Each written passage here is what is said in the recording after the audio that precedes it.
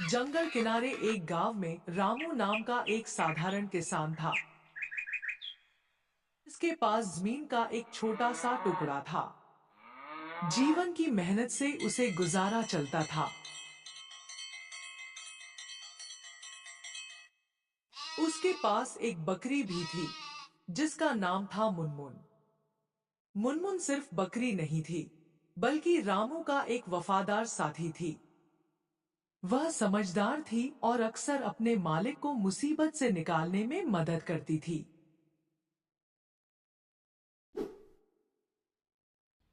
एक साल सूखा पड़ गया। आसमान से एक बूंद पानी भी नहीं गिरा। फसलें सूख गई। रामू के पास खाने को कुछ नहीं बचा था।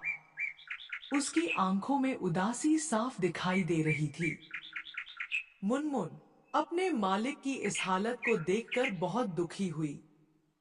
वह जानती थी कि उसे कुछ करना होगा। एक रात को जब रामू सो गया, मुनमुन खड़े खड़े सोचने लगी। तभी उसे एक योजना सूझी और वो जंगल की ओर निकल पड़ी।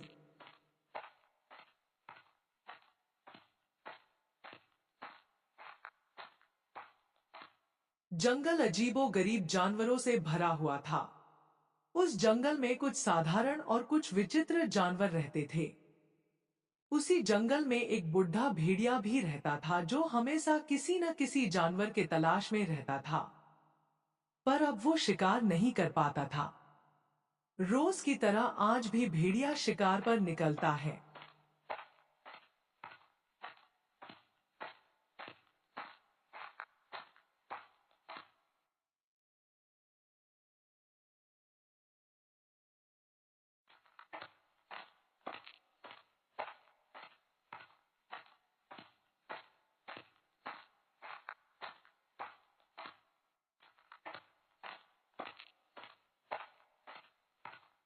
और काफी देर तक जंगल में घूमता रहता है।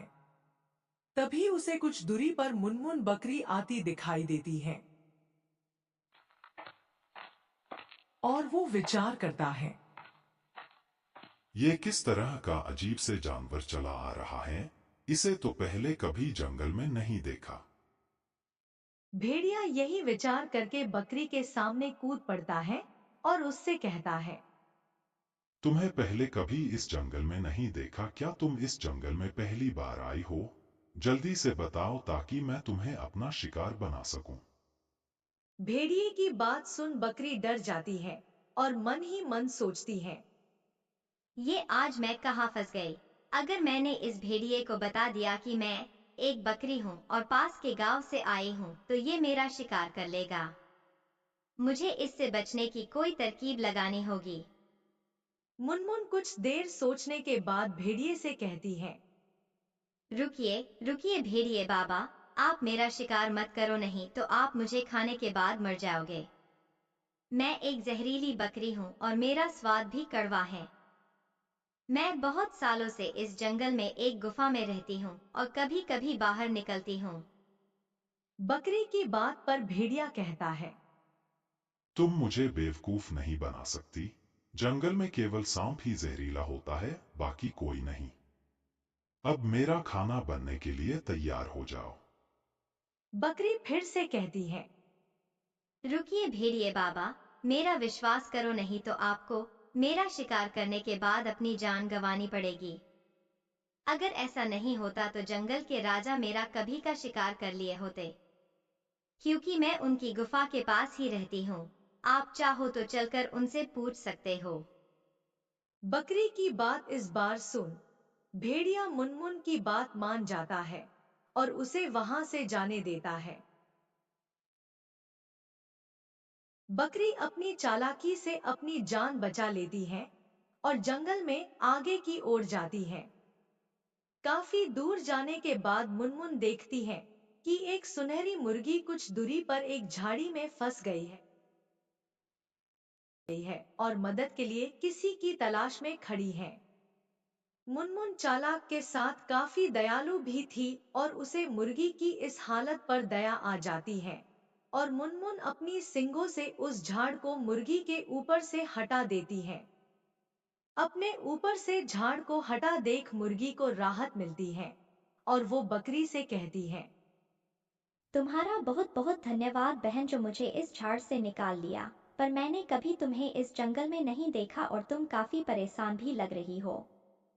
मुझे बताओ क्या बात है और क्या मैं तुम्हारी कोई मदद कर सकती हूँ? हाँ मुर्गी बहन, मैं इस जंगल में अपने मालिक की वजह से यहाँ आई हूँ। मैं जहाँ रहती हूँ उस गांव में इस बार सूखा पड़ गया है और सभी लोग परेशान हो गए हैं।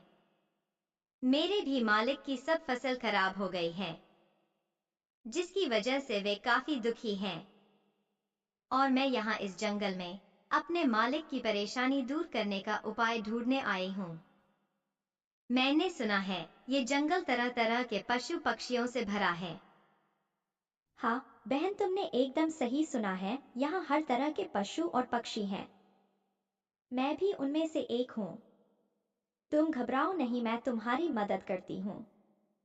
मैं एक सोने के अंडे देने वाली मुर्गी हूँ। तुम मेरे अंडे में से एक अंडा ले जाकर अपने मालिक को दे दो, जिसे वो बेचकर अपने नुकसान की भरपाई कर लगे।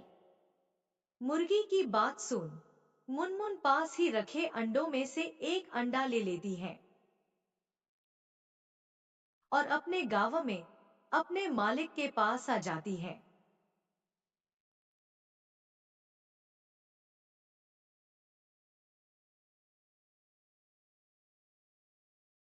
और उसकी खाट के पास रख वहीं पास में बैठ जाती है।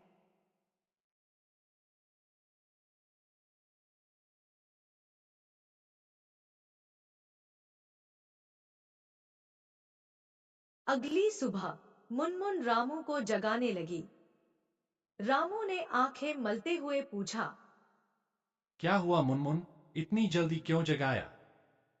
मुनमुन ने मेमने की भाषा में कुछ ऐसा कहा जैसे वह कुछ बताना चाहती है।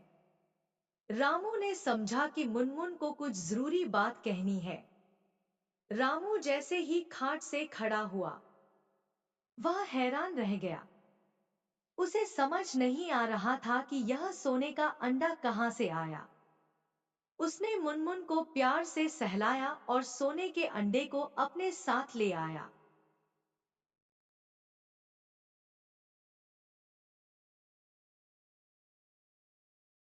उसने सोने के अंडे को बेच दिया और खूब सारा अनाज खरीदा। अब उसके पास खाने के लिए भरपूर था। गांव वाले हैरान थे कि रामू के पास अचानक इतना धन कहां से आ गया।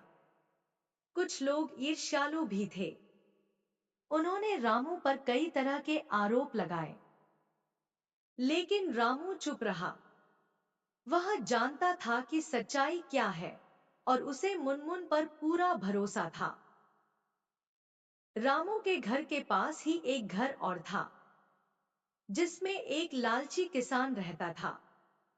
एक दिन वो रामू के घर आता है।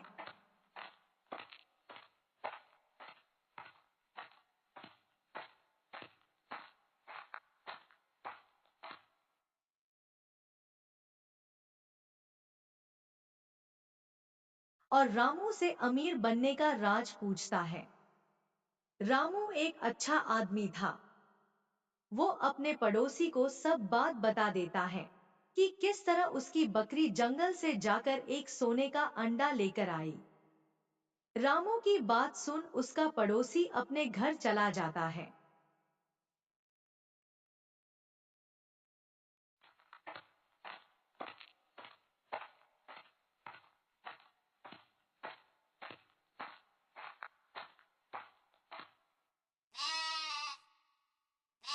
जहां वो अपनी पत्नी को रामू के अमीर बनने की बात बता देता है। किसान और उसकी पत्नी दोनों बहुत लालची थे। कुछ दिनों बाद फिर से सूखा पड़ने लगा। इस बार रामू पहले से तैयार था। उसने अपने खेत में कुएं खुदवाए और पानी की व्यवस्था की। और इस तरफ लालची किसान दंपति भी रामू के जैसे अमीर बनने के लिए अपनी बकरी को जानबूझकर जंगल में छोड़ आते हैं और अपने घर चले आते हैं। बेचारी बकरी जंगल में चली जाती है और भेड़िए का शिकार बन जाती है। इस लालची किसान अपनी बकरी को भी खो देता है और उसे लालच का फल मिल जाता है। इस कहानी से हमें सीख मिलती है कि कभी भी हार नहीं माननी चाहिए। मुश्किल समय में भी उम्मीद और दृढ़ता से कामयाबी हासिल की जा सकती है। और कभी-कभी हमारे सबसे छोटे दोस्त भी हमारे सबसे बड़े सहयोग